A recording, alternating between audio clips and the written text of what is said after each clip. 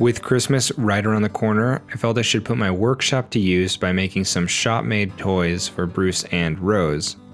My first project is a tray, to help wrangle Bruce's crayons, which are regularly falling off of the table.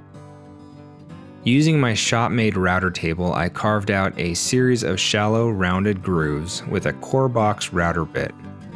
I used crayons as a spacer to move the fence back, as I added rows and rows of grooves.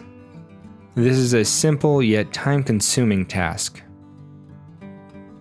Eventually there wasn't enough room for another groove, so I trimmed off the remainder on the table saw.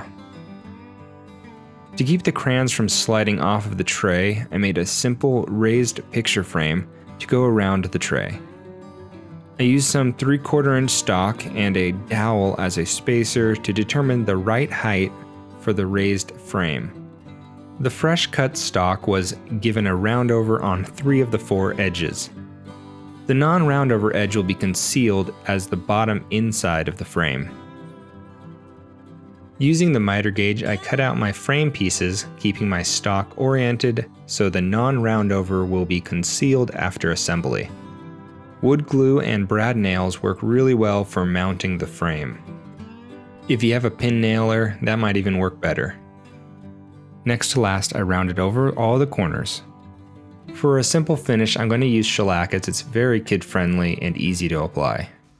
Feel free to leave all grievances and compliments in the comments, and subscribe for more awesomeness.